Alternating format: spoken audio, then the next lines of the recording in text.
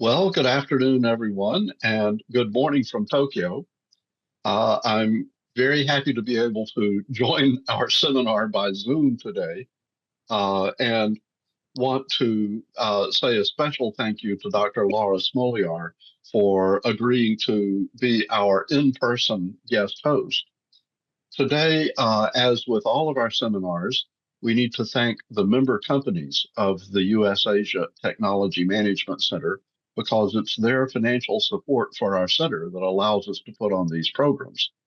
Also, want to say a special thank you today to the Taiwan Science and Technology Hub at Stanford University and the School of Engineering for cooperating in publicizing our event and also for allowing Laura to be our guest host today. Dr. Smoliar has been a good contact and friend of mine over the years. She got her PhD at UC Berkeley, working with Nobel laureate Professor Y.T. Lee. And while she was a PhD student, she worked with Professor Lee at the Academia Sinica on the campus of National Taiwan University in the Institute of Atomic and Molecular Science. So she's a materials person, but she went to work in technical positions and then into serial entrepreneur management positions with working with major clients in both Taiwan and in Japan and in other countries for years. Among the other things that she's done in her career, she set up a venture capital fund in 2016, I think it was, that shares its capital gains with the school, with the Department of Chemistry at UC Berkeley. So Laura is extremely qualified to talk to us today about what's happening with supply chain realignment in Taiwan and to introduce our speaker who will give a special discussion about the role of ITRI, which is a very interesting institution. I should get out of the way and let them take the session now. Laura, thanks so much. BoGaun, thank you so much. The floor is yours. Thank you, Richard. Well, welcome everybody. I am the executive director of the Taiwan Science and Technology Hub here at Stanford. We're about 2 years old. And it is my honor to host tonight and introduce you to Dr. BoGaun Chen. Dr. Chen is a director at ITRI in the US and also ITRI in Taiwan. The ITRI is the Industrial Technology Research Institute. And we're going to learn more about it today, so I won't steal your thunder. Thanks. Yep. He is based in the Silicon Valley at the North American office of ISTI, which is the Industrial Science and Technology International Strategy Center. And he's held several positions at ITRI since 2015. Dr. Chen has a bachelor's and master's degree in chemistry from Taiwan, and he worked at the Institute of Atomic and Molecular Science, which is part of Academia Sinica, as you just heard. And you also worked with Y.T. Lee, yeah. Who was president of Academia Sinica those days. And then you went to Germany for PhD at the Max Planck Society in chemical physics, specializing in surface and materials chemistry. So we have a similar academic background. A lot, actually. Dr. Chen also did a year of military service in Taiwan. It is great for understanding Taiwan's manufacturing culture. And he is now the key person bridging Taiwan and North America, especially Silicon Valley.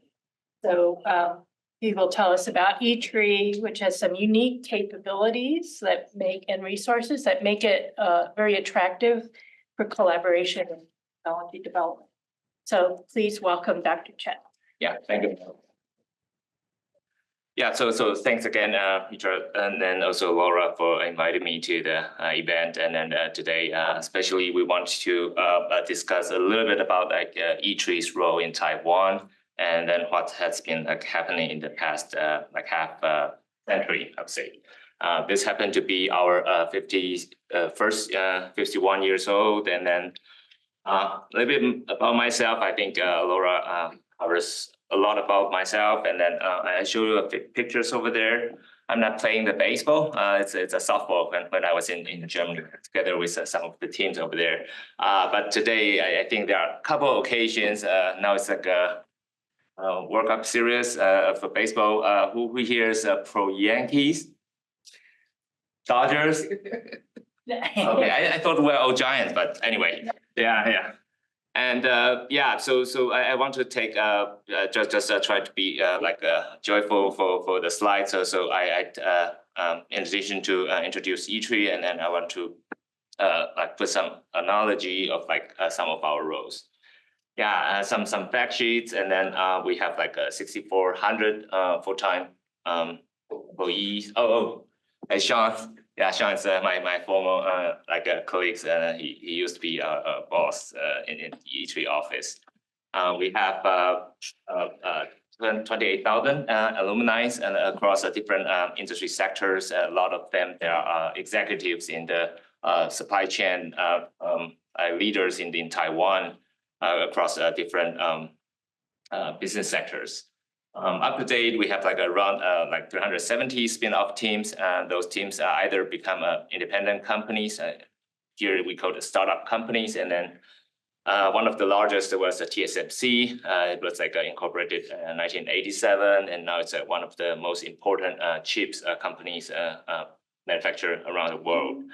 And we do a lot of incubation service, and then we also support the industries in a lot of different directions. I'll address it later.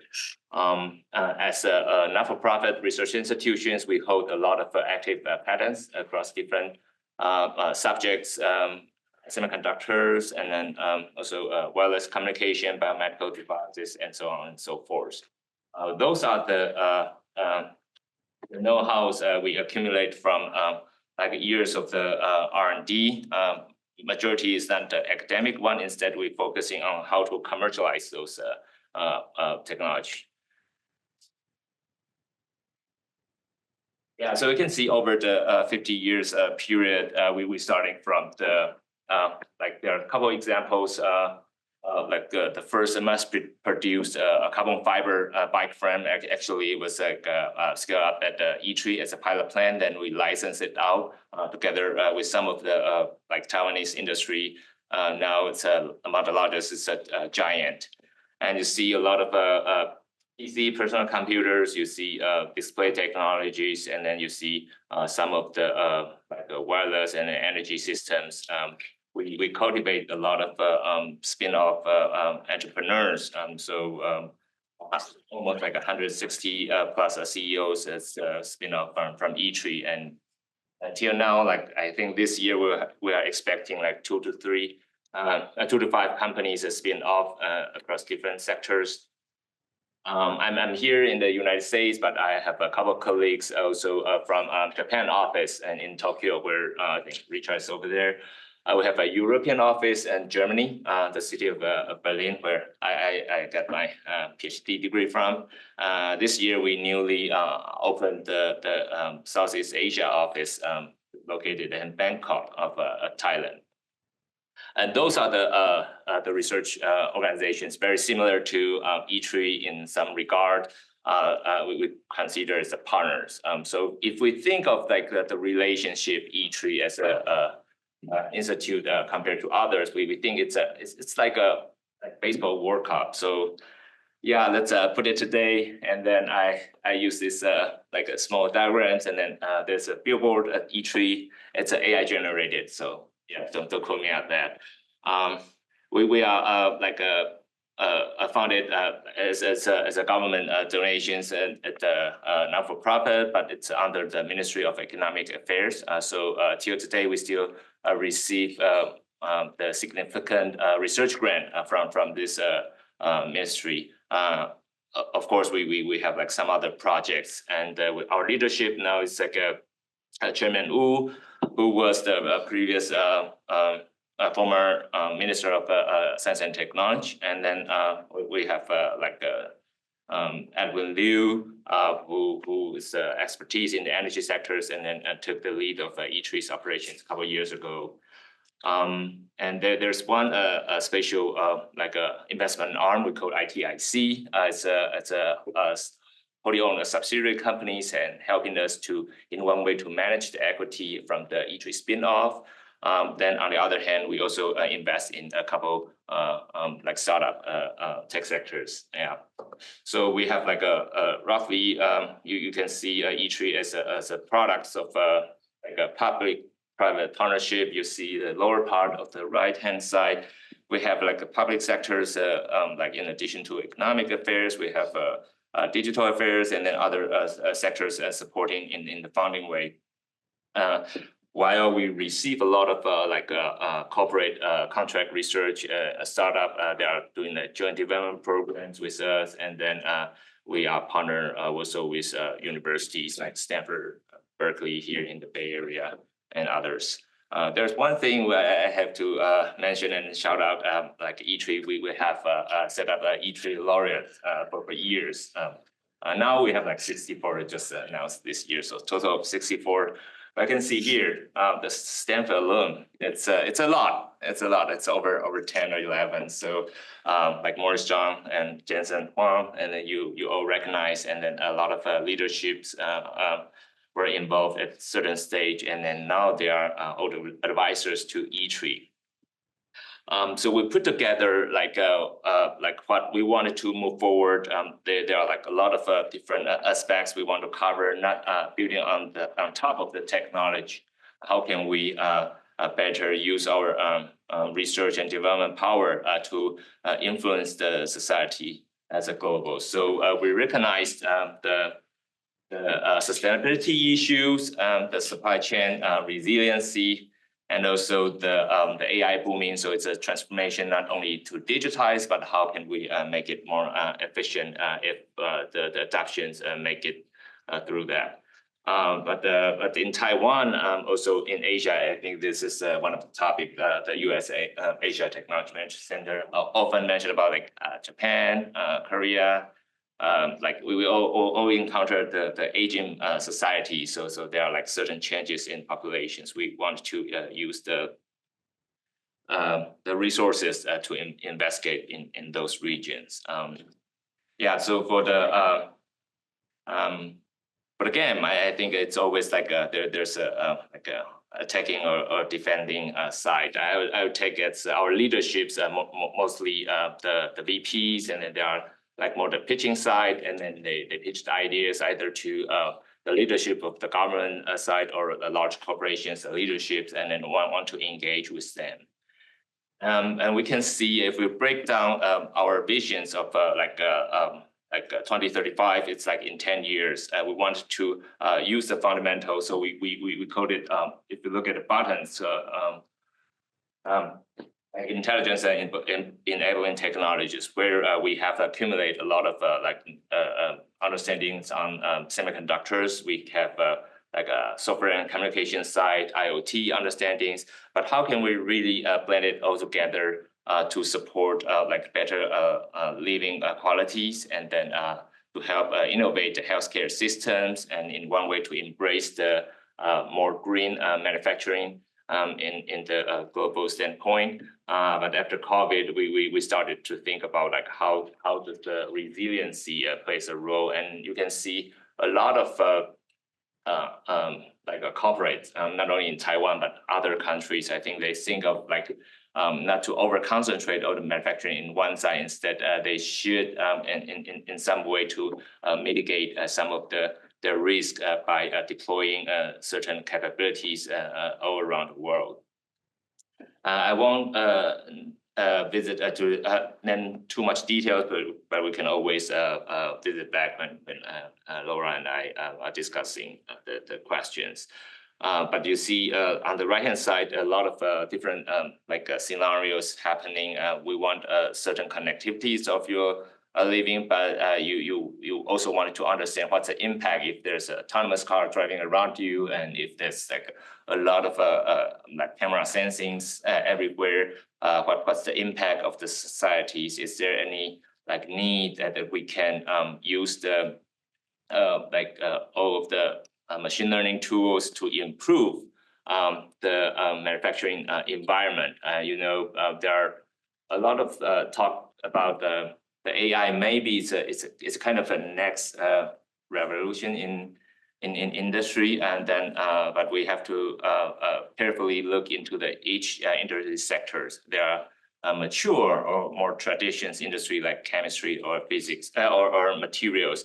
On the other hand, the spectrum goes to TSMC. It's like they have the state-of-the-art equipment and can help monitor everything.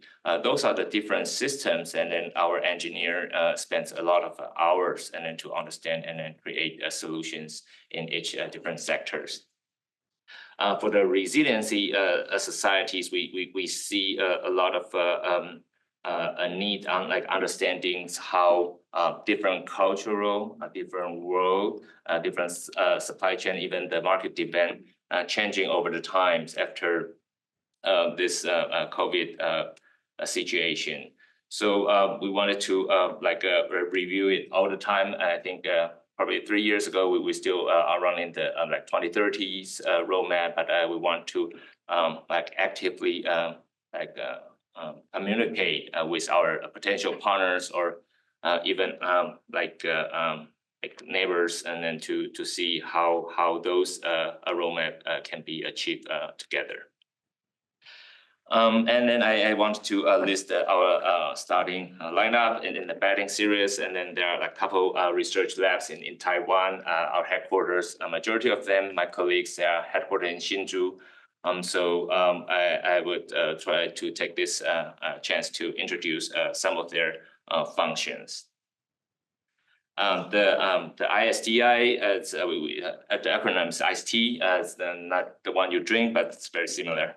So we do, in one hand, we do market research, and then it's a consulting projects. On the other hand, we also partner with international alliance, and you can call it as a customer or client, but in the reality, it's more of a partnership structures. So we scout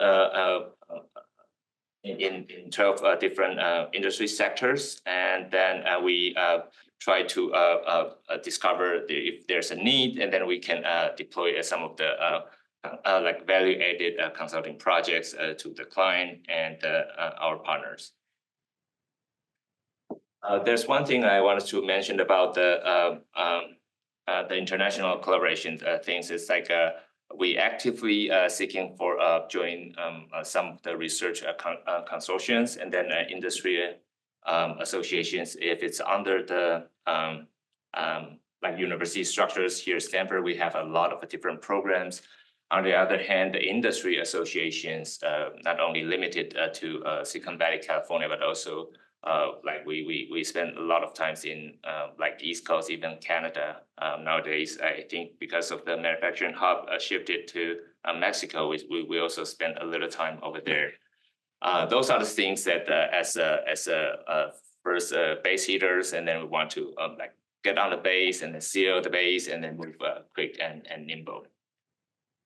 And then secondly, I wanted to introduce the materials and chemical research laboratories where before I moved to the States, and then I used to work for these labs, and it has its uniqueness of a lot of industry service. So like in Taiwan, it's a big cluster of a small and medium enterprises. We know like TSMC is large, but there are a lot of different players. Still it's a mom and pop shop everywhere in the especially central southern Taiwan, and those are the we call the invisible champions, because if you look at take myself for example, I work with textile mills, and they are the most important suppliers to Lululemon about their entire yoga lines. It's called Agla.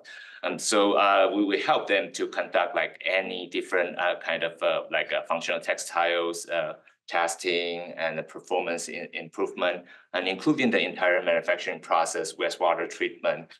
So it's a heavy duty powerhouse, and then we can do a lot of technical implementations for those small medium enterprises. And after that, and you know what? Now a lot of Vietnamese manufacturers come to us as well. Factories from Canada, so they also directly reach out to ITRI. And those are the things that we drive our motivation. Says, oh, if we want to use the dye stuff more like sustainable, and then we cannot use for example, indigo. We use the microbial process, and then to scale it up in the fermentation, and then later become one of the technologies we can license as a platform, and then to reduce the toxicity of the wastewater.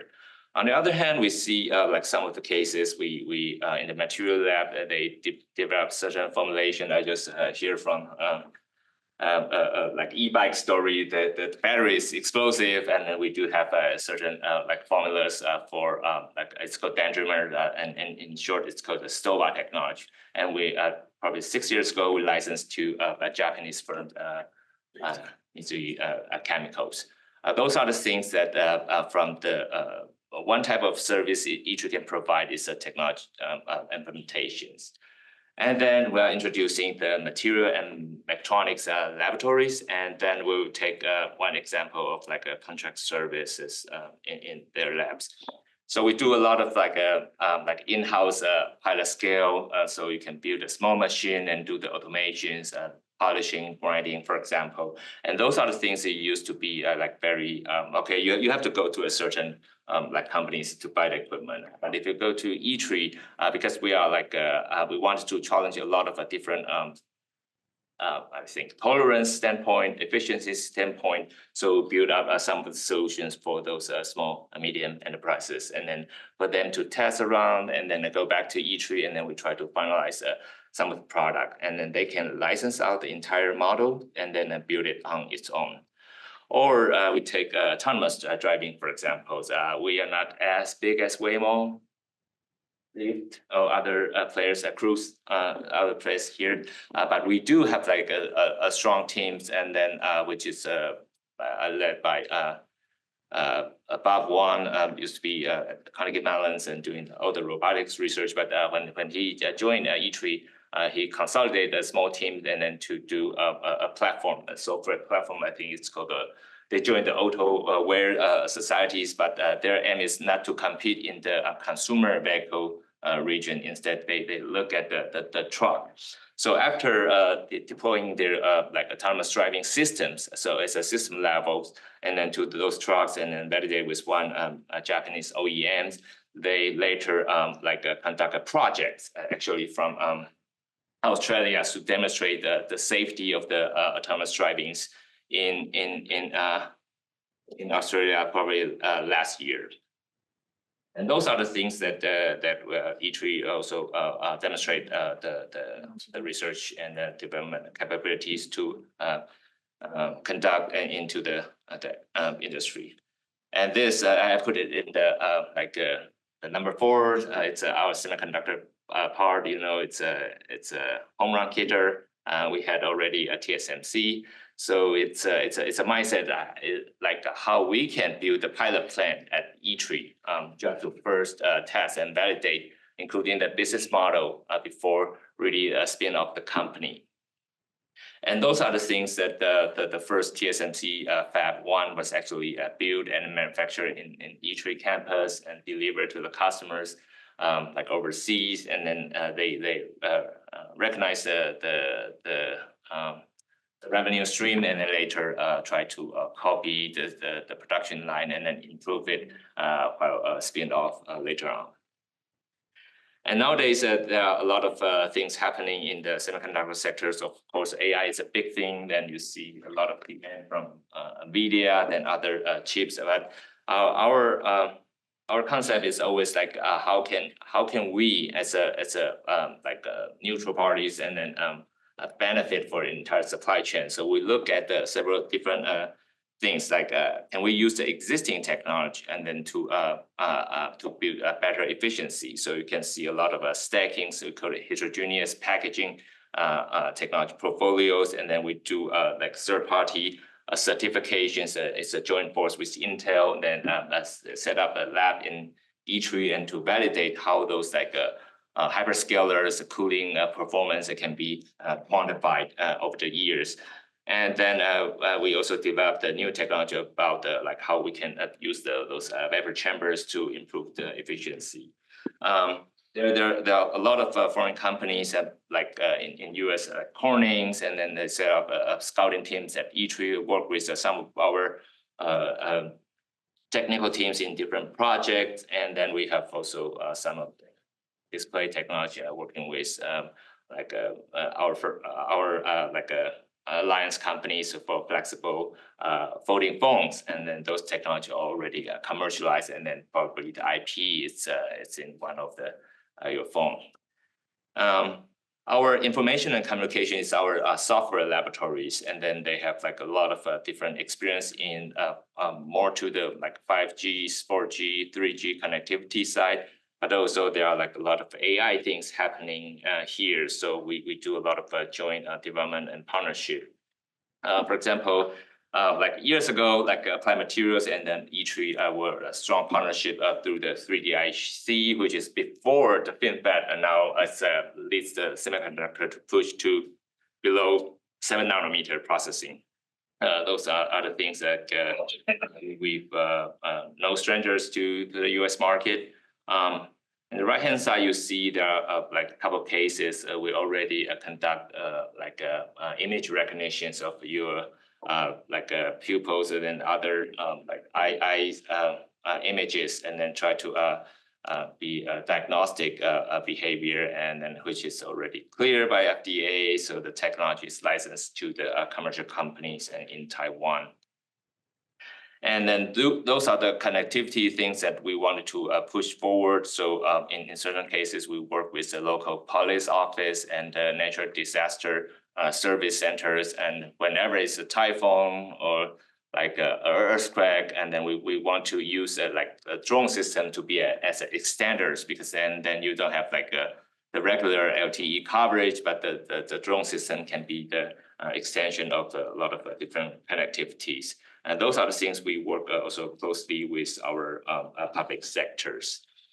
Our biomedical devices and then technology laboratories, they do like research in more of like a regulatory consent way. So they have to like understand first like what's happening in the regulatory world.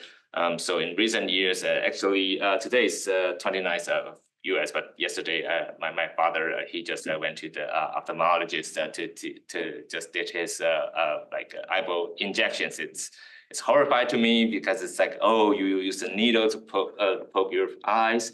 But luckily, I think through some of the R&D and in ITRI biomedical teams, they provide a convincing data to use the eye drop as a carrier and to deliver the drugs into your like eyeball systems. And then I wish it happened probably 10 years earlier, but yeah, we'll see what happened next.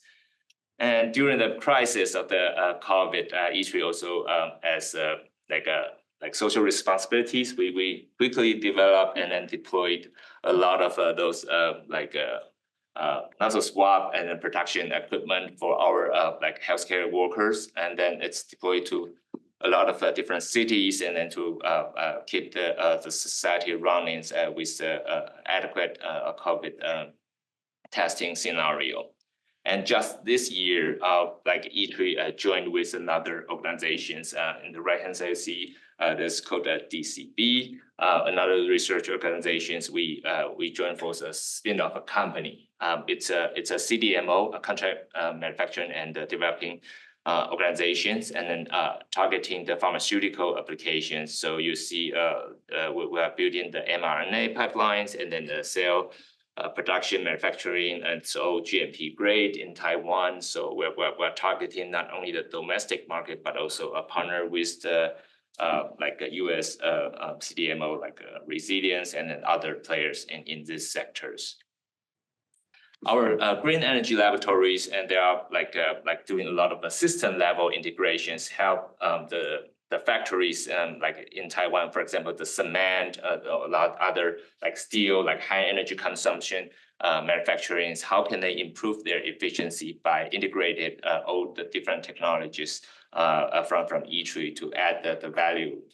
They have to spend those energy bill in any way. So there are certain cases we have joint research projects on like a battery. So here I want to shout out to Stanford. So we used to send a research team to Stanford, and then the professor developed like a state-of-the-art aluminum battery research project, and it was published Nature article, and together with ITRI visiting scholars, and those the concept has been like validated not only through the publication, but also we pilot produced at ITRI campus. Later on, with former companies, APH, ePower, and then this is a venture backed by one of the largest like scooter motors companies in Taiwan. It's called Sanyang. And their interest is like how can they adapt the aluminum battery in the scale to their e-motors, e-bike later on. So those are the stories that we when we do like a lot of system level thinkings, and then we spend some of the R&D resources, and then we finally commercialize it and then put it into the market. Those are the things we covered earlier about how we can help the steel and then other factories to reduce their carbon footprint and also improve the efficiency of the solar panel industries. Yeah. So aside from those core laboratories, we have a lot of focus centers, and then the centers, the researchers and engineers size is a little bit smaller, but we do a lot of testing and validations. And one of the things that we have to mention is like in the US, you have a NIST as a standard system, but in Taiwan, the government set the national measurement laboratories at ITRI. So we not only do the primary or secondary calibrations of like all the instrument to support the entire ICT supply chain, we also do a lot of different development in the AOI modules, which is the inspection systems for a lot of chips and then packaging things. We do regulatory things to support medical devices industry, and then also validations for a lot of solar panel efficiency.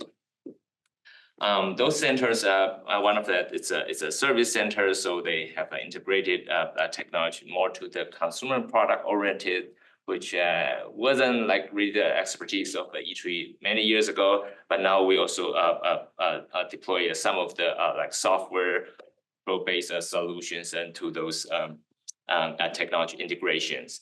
So probably starting 2019, and then we participate CES, the largest consumer electronics show in Vegas, like every year, minus 2020, 2021 because of COVID.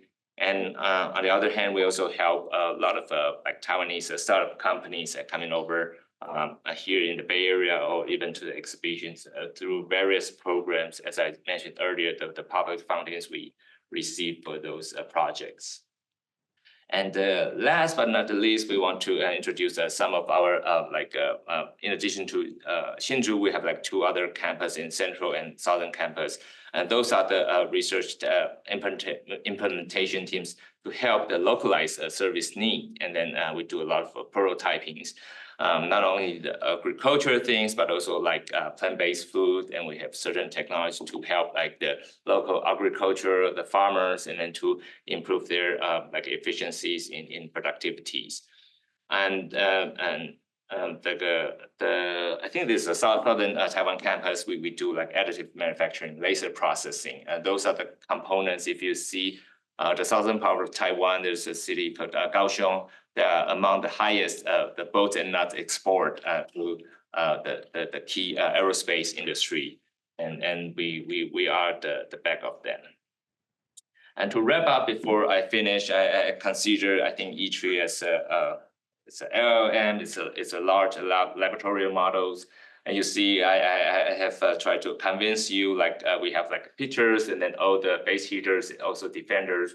There are the layers actually in different nodes, and in one way we throughput output some of the our expertise at the training, but also we learn a lot from the input layers. Those are the audience and then the from various stakeholders. They share the information, share the unmet need to ITRI, and later on we spend like lots of effort over 55 years and then to accumulate those resources. Yeah, so here I also wanted to urge you if I think later this year, like ITRI together with lots of like innovation hubs, we're hosting an event in Hsinchu, and Professor Dasher is happened to be the Stanford Hub champion. He might be there, and then if you have an interest, let me know. Then we'll try to book you tickets or something in Taiwan. So in the right-hand side, we recognize it's Stanford. So we have a couple of students. If you're interested in like an internship or other job opportunities to become one of the alumni, you remember the first page, and it could be the like our laureates in the futures, and then you're welcome to scan the barcode, or you just go to ITRI website, and then we'll come to talk more about that. And with here, I want to conclude my talk, and then happy to answer some questions if you may have. And thank you so much. I think we'll do some Q&A next. If you're online, if you can put your questions in the chat, I will see them. And also, if you're in the room, raise your hand very quickly so I can see you. But I'll kick it off with some questions. I can see from the chat, I know that some of these folks are entrepreneurs because I told them to come. Yeah. And some of them are doing things that could really help us in this whole reorganization of supply chains, but they tend to be technologists who are very early and not have the entry into industry that I think ITRI knows how to do. But I wondered, how do you view your role as all these supply chains are changing, right? How do you keep Taiwan as the dependable source of supply? And then how do you bring in new suppliers? Yeah. Thanks for the question. We got this a lot. I think as a matter of fact, maybe later, or you can share your story engaging with ITRI as well. Yeah, so if we think about the entire like business or product development roadmap, there's always like 0 to 1.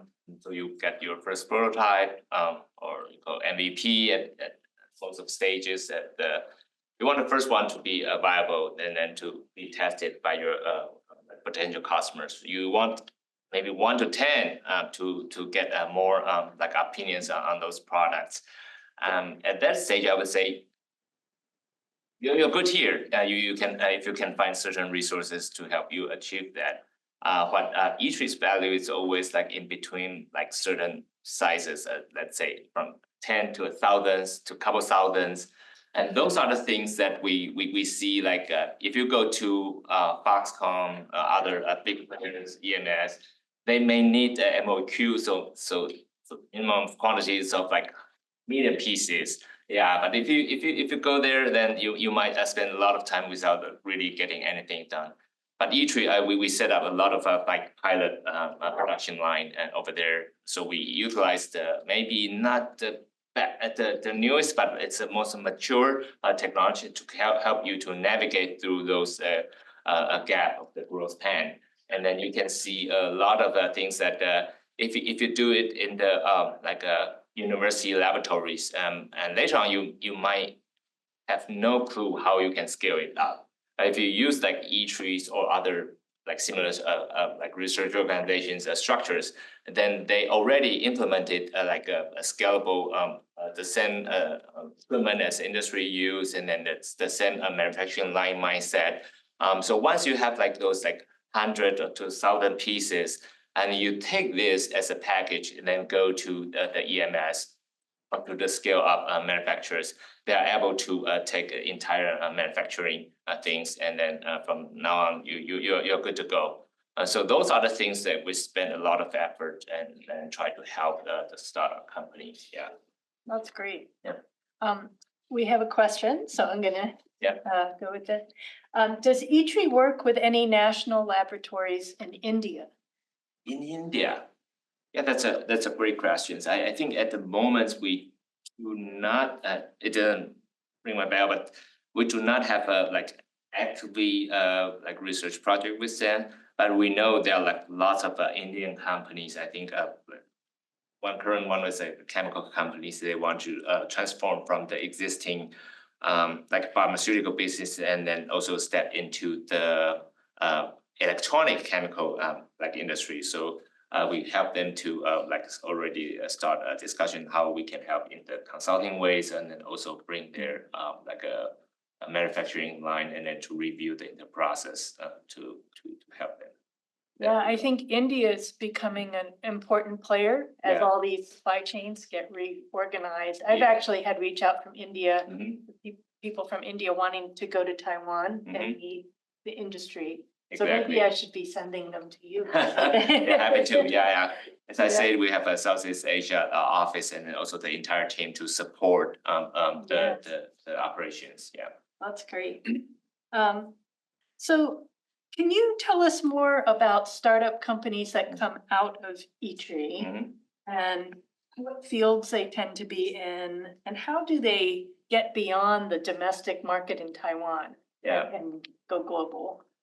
Yeah. So there are like at least like two types of companies. One is like already have a pre-revenue, as I said, because we have a pilot production line, so we can already do some like customer engagement in the early beginning. So when they spin up, they already carry a customer with them.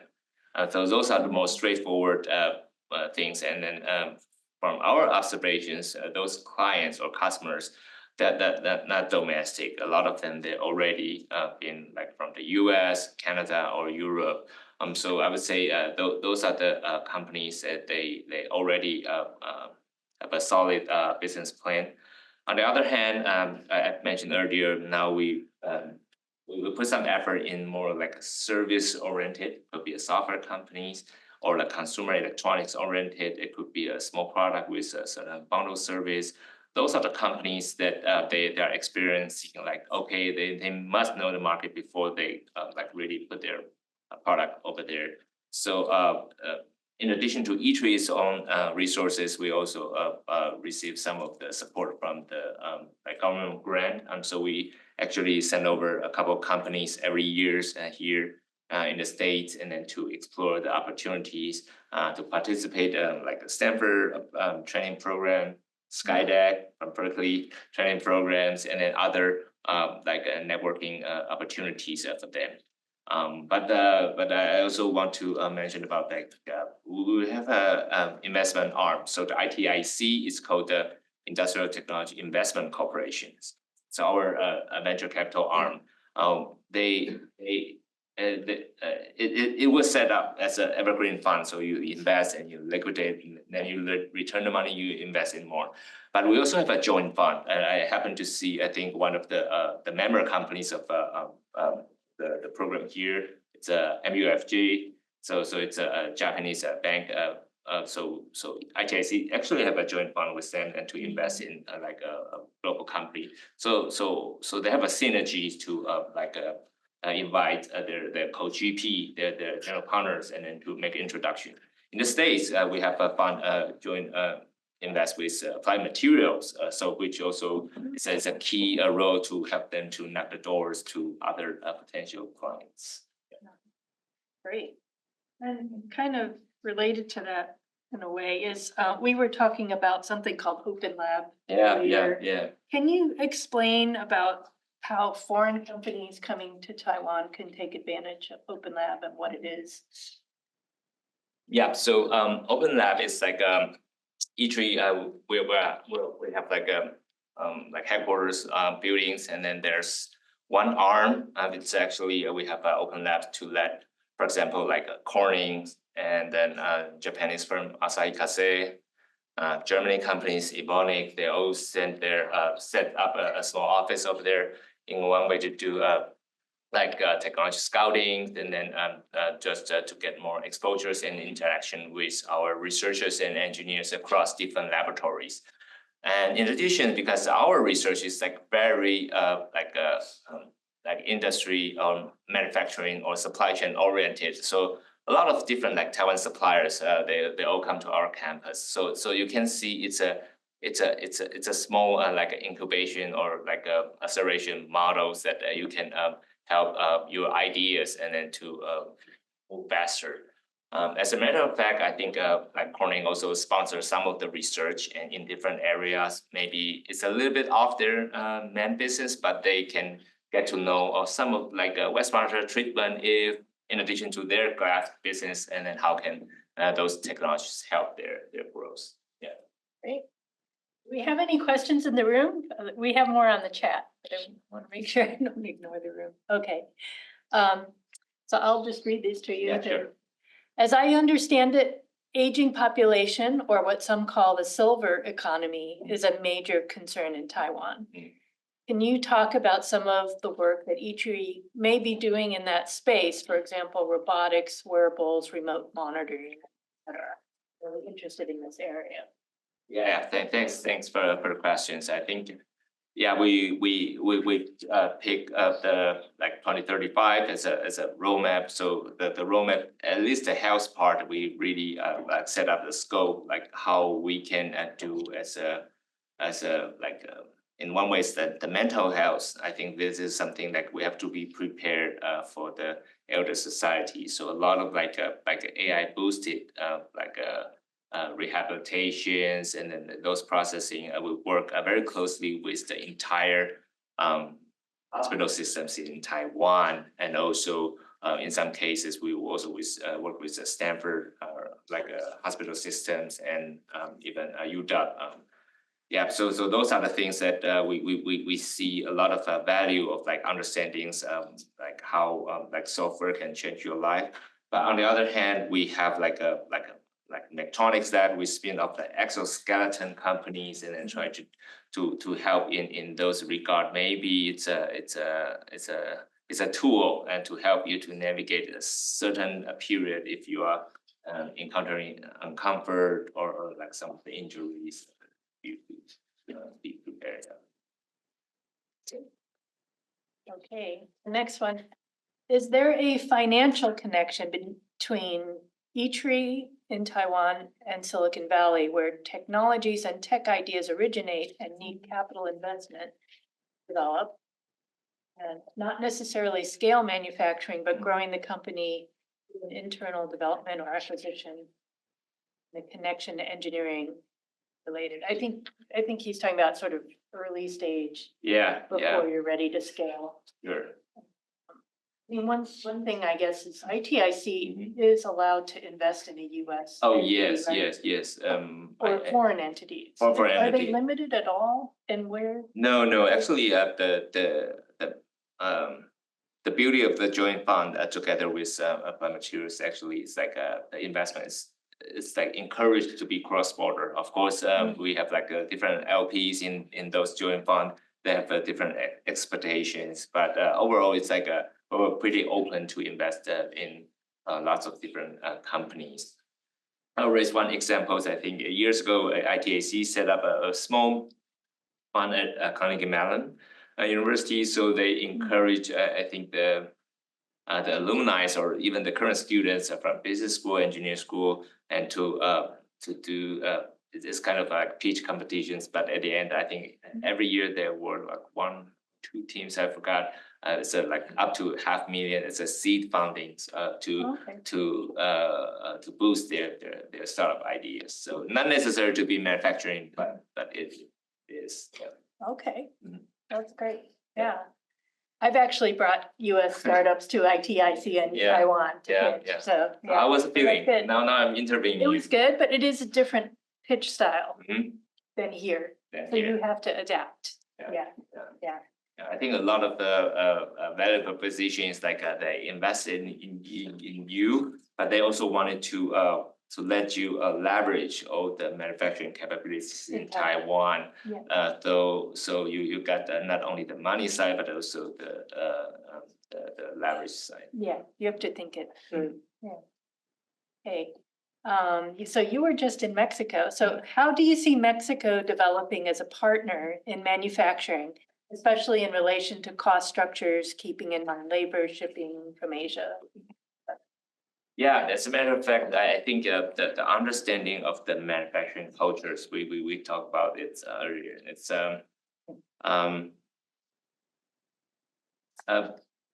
like the chips industry moved to I think Japan or Taiwan. It was like happening already decades ago, but it takes many years to cultivate one like successful industry or successful hub. Like if you say Hsinchu is one of the models, and those are the things that when we look at the new newly set up the operations of manufacturing, we often see this simply copy paste won't work.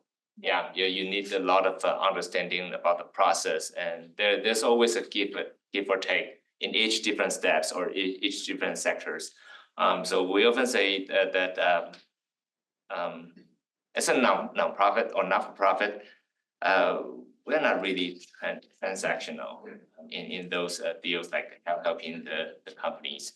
We are more of a translational. How can we translate academic research into the commercialization process? How can we translate those pilot plan into the real factory? How can we translate the single factory to connect to other suppliers? Not only the chain, it may be I don't know, supply mesh or supply web, if you can say it grows organically. So let's say I think there's always a need, since Mexico is adjacent to U.S. market, it's one of the large market in global wide. I think it's certain you see a lot of Taiwanese companies. They also look at this strategic locations to invest further. Okay, the next question is kind of broad, but I need an entrepreneur, and she's a 3D printing, very innovative 3D printing. So make think of that when I read it. What are some of the key innovations in material or processes that ITRI has explored or implemented to improve efficiency on manufacturing lines and expand capabilities? Additionally, what significant needs or challenges do you still see in areas? Yeah, so for the additive manufacturing side, I mentioned earlier on the slides, we have a South ITRI campus. We have a strong laser team. So in the metal additive manufacturing side, we've improved a lot from a precision tolerance standpoint. We already developed a certain technology platform to allow us to produce some of the aerospace grade parts to help our small medium enterprises to move into that sectors. But I still there are a lot of things like additive till now. It's not as quick as the mass productions you expect as a injection moldings and other process. So there are certain markets we still need to be careful about you don't want to overspend on your equipment side instead of the real need from the client. For the polymer side, I think this is also very interesting. When our material teams, they encounter a lot of different requests in different small components or modules. Those are very useful if they can adapt the 3D printing. But the quality or the longevities or the robustness are the challenges for those kind of technology. If we cannot make sure the quality, uniformity, and those are the things we still try to make sure that we have a solid plan on the direction. So does Taiwan industry look to you at ITRI to certify that the process is ready to go into manufacturing? Is there like a stamp of approval? Yeah. So yeah, we do have a strong team. They're very good at realize the so-called industry standard. So they can be compared additive to the mass-produced existing technology, how they can benchmark each other. But at the end of the day, if there's a new market require the product, and so the standard might be rewrite. It's really the market driven things. Yeah. Okay, thank you. Okay, this is from Richard. How is the US CHIPS Act affecting Taiwan industry? Yeah, this frankly, I think it's a good question. It's maybe too broad. I cannot answer it all, but at least from ITRI standpoint, we have like some colleagues say they study the policy a lot, and then they want to see like what's the relationship. I would say the message delivered, at least from our understanding, it's a positive way because agency want to grow. Yeah, I mean, growing Taiwan is one way, but grow globally is another. They've choose a site in Japan. They've choose a site in Europe. They obviously choose a site here in Arizona. So those are the things like I think the each government like express their like a friendly signal to the players in the sectors. If you look at it's not only you bring the TSMC, you bring the other suppliers, FCYs, Hermans, and then other like Taiwanese suppliers adjacent to those value chain.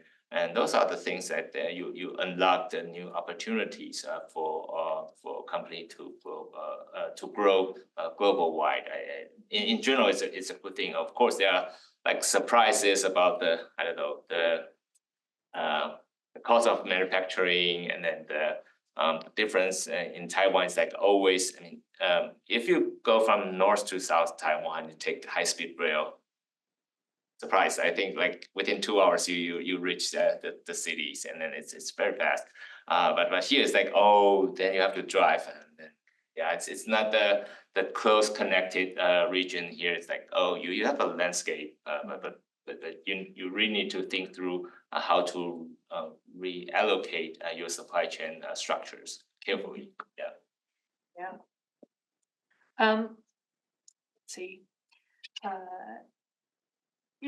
If a US startup wants to explore collaboration with ITRI, who should their first phone call be? What's their first step? Who do they call? And then what is the process to expect in front of them to actually establish some kind of project that they do? Yeah, so thanks for the question. I think at least you know me now, so you have a contact. I don't know where, but add me on LinkedIn or email. I in general very responsive. The process, like we will want to understand what's your technical need, and so those are the things that we tend to understand first. Of course, we're not the VCs. I mean, myself, we have a colleagues that they are VCs, but we're not trying to understanding your financial things. But at least the technology things you want to let me know. At least like okay, if this is your first prototype, what kind of technology are you thinking? Or you have no clue, but you've seen some of the reference, either papers or press release that that there's certain things that you've seen, you think Taiwan may be able to help. Then I can do like the internal communication with our different tech laboratories. We have like 6,300 engineers, and then they're pretty good in different sectors, and we try to find a way to match you capable teams. Of course, you need to encounter some of the time zone difference. So normally the evening here is bad for Taiwan. It's best for Taiwan. It's like in the morning. Yeah, so you do a lot of handshake meetings over there. But once you understand the process, and then we will try to explain to you. I mean, very standard.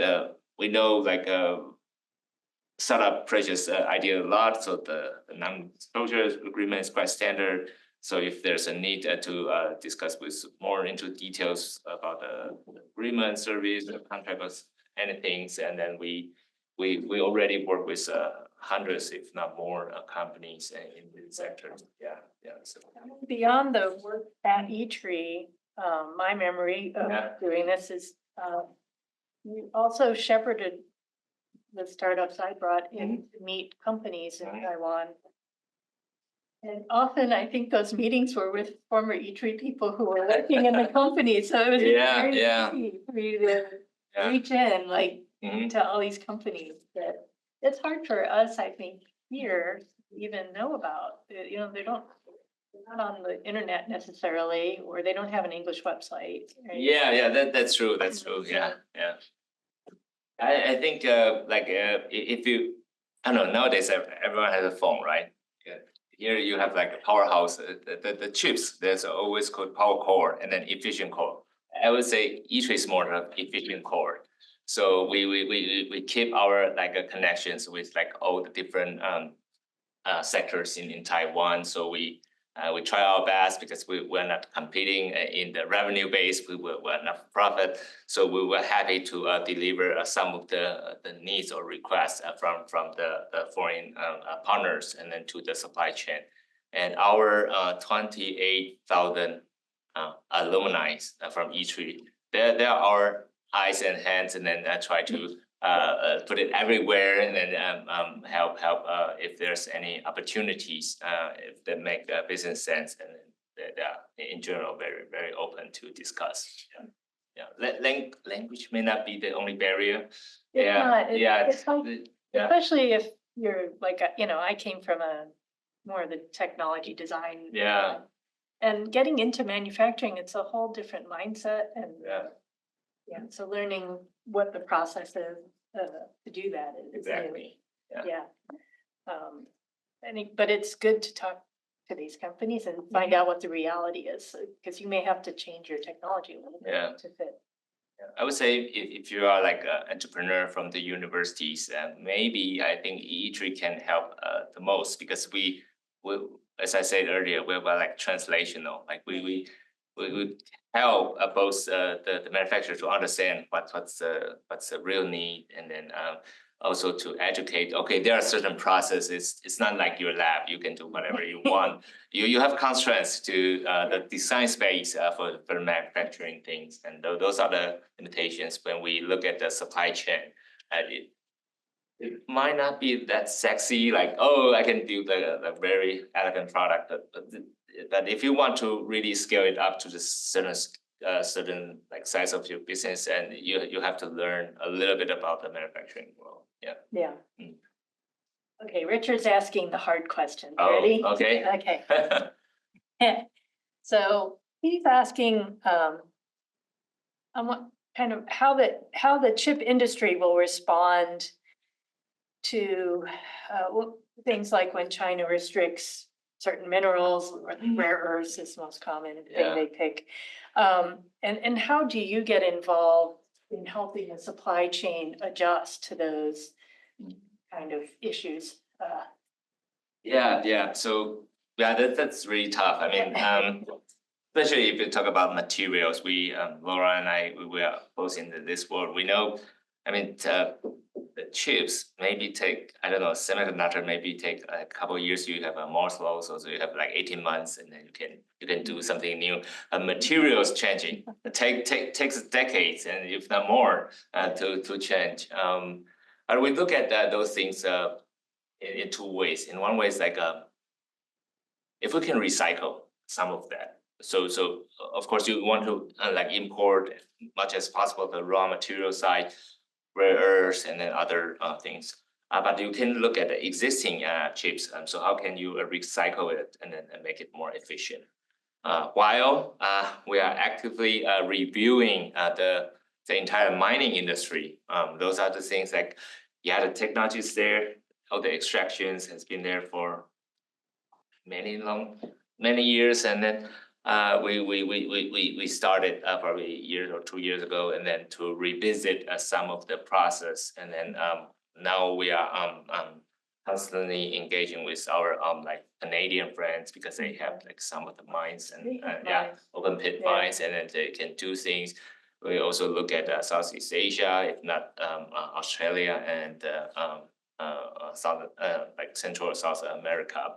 Those are the different combinations we can partner with, and then we wanted to again to rebuild a less polluted or like more eco-friendly like a mining and refining process.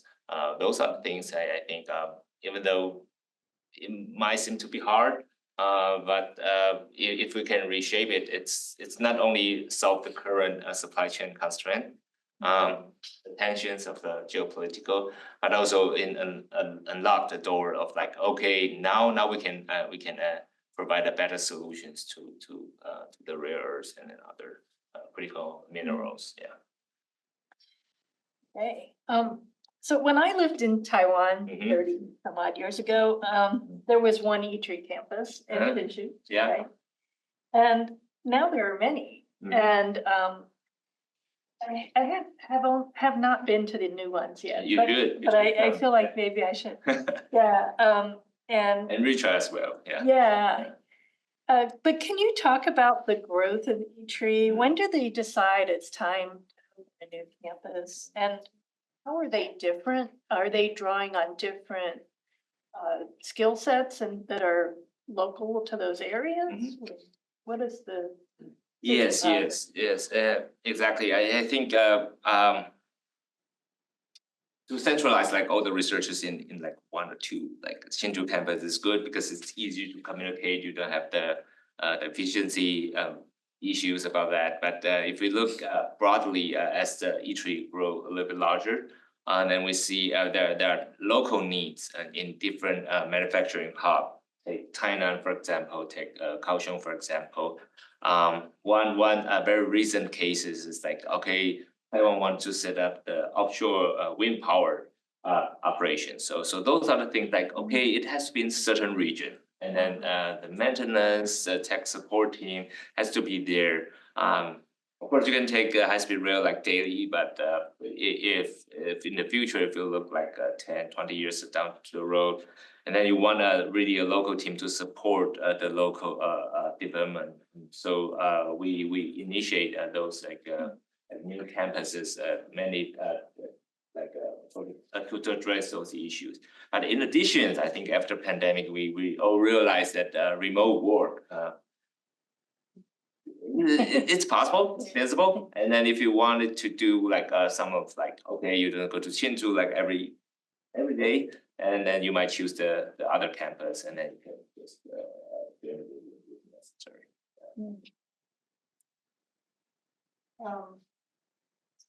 I'm curious, you talked about the autonomous driving Yeah. program in Australia. Yeah.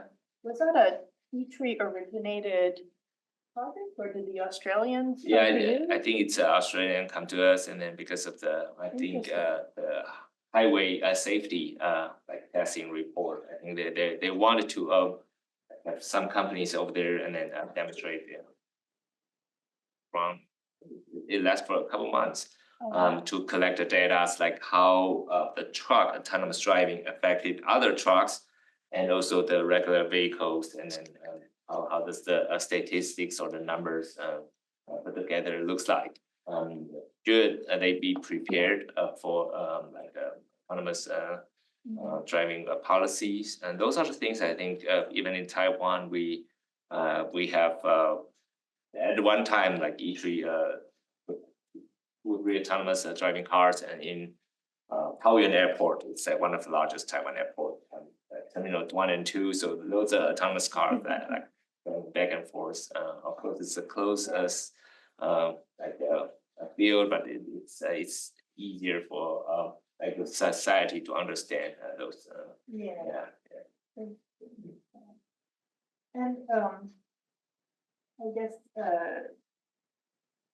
for the supply chain issue, it feels like it's almost like it's an urgent issue here, right? I mean, we're trying to get factories built here with TSMC, for example, and that's kind of the holdup, right? Is that ecosystem supply chain around it. Do you think there's anything that we could be doing better and taking advantage of more, maybe with ITRI that we're not as in the US side? Yeah, so when let's take Arizona for example. So in these days, I mean, ever since probably last year, close conversation with Arizona Chamber of Commerce or like city representatives, even the governor of Taiwan. So there are a couple of things I think they sincerely shows the interest in like how they can help. I mean, they want TSMC or Intel to be successful in the operation there. So one of the things that we talk a lot is like about education. So the labor force educations and then the management educations and how they can really bring those two like different culture together. And so those are the things that we often talk about. So I was there probably last week. I spent a day back in Phoenix. And then those are the things that you can do it very academic way. So send students, exchange students to understand each other. Arizona State University did it for TSMC and other adjacent companies as well. And we can also, I think we were open also to do another ways, like you have a startup companies over there in Arizona. We have startup companies in Taiwan, even the ITRI spin-off companies. We have like a couple companies from our metrology labs because their client is targeted to the fab. So they'll go there and try to understand and explore the market. And those also are the talent exchanges things that we look at all the things together. If I have to bring us back, like, I don't know, 30, 40 years ago, when ITRI like that transfer from RCA East Coast, we sent over, I don't know, 16 or 18 engineers to do the tech transfer, to understand like the tech specs and translate everything and understand process they bring back. And fast forward a couple of years later, from we do not have any like equipment suppliers, then we have I think later on the materials KLAs, they send over engineers, and then even ASML send over engineers to Taiwan and then to build. So it's a collective effort to build the industry. So I think this might be partially answer the questions like how we can make it better. So it has to be like more interactive. That's great. Yeah, I mean, workforce, it's a huge challenge hiring here. Yeah. People here didn't go through the military like you did. I was talking to one of my colleagues, actually, our VP of ITRI days ago. Like, so if you think like when we finished the education from the school, like normally we have to attend the military service. So there you somehow like learn the rules, like how to I don't follow the order or something like that. A lot of my classmates or like folks, friends, and they join the manufacturing. So those are like, yes, it's just the same as a military. So I can if I can do that, I can do it here. And so there are like certain like patterns you want to follow, and then there are hierarchies, and then you must follow something, and then you get promoted. And then maybe it happens in some of the factories. So I see like some opportunities here. Actually, I think probably if TSMC or other companies here in the manufacturing side, they often honor the veteran system a lot because they want to hire the leadership from those sectors. Okay, Richard has another question. What role does ITRI play in encouraging Taiwan industry to focus on sustainability? So sustainability is a really big thing now at ITRI. I think started last year. We conduct our sustainability internal research. Later, I think this year we started to publish the sustainability report. Because those are the systematical ways that we can collect like efficient data, a lot of things, and then we can we already generate methodologies how to review the entire like components or factors or numbers, then put together and then try to indicate like there are a couple of things that you should do in order to improve, the supply chain resiliency. Because at the end, the final product company like Apple will ask reversely, like all the supply chain to comply with the sustainability. So those are the things that we are ongoing. And we already, a lot of Taiwanese corporate contact us and then to see how we can help them in that regard. Yeah. But technology-wise, we also see there are something like, okay, we can do like a lot of recycling things in different steps. We use, for example, the earlier, the indigo case I mentioned, like we don't use a very toxic or chemical process. Instead, if you use biofermentations and other processes, so you reduce the risk significantly. Needless to say, if there are like more like energy efficient things that we spend some effort now, it's like the 3-5 compound semiconductors, and those are the more efficient one for power electronics, if you need EV, even the inverter systems, and then to upgrade in like your household AC or automotive parts, something like that. Maybe it's invisible, but we'll try very hard to make it happen here and there. I thought it might be interesting for some of the audience to hear about just your career at ITRI. I mean, that as a career option, what does that look like? And yeah. So I joined ITRI 2015 right after finished my PhD in Germany. Yeah, at the moment I would say German is like just too slow. I want to I want to see like whether there's a fast pace like path of life. But then I was at ITRI like 10 days after I received my diploma. Then I was put into the factories, so it was like really intense. And so as a researchers and engineers, I think I learned a lot by helping those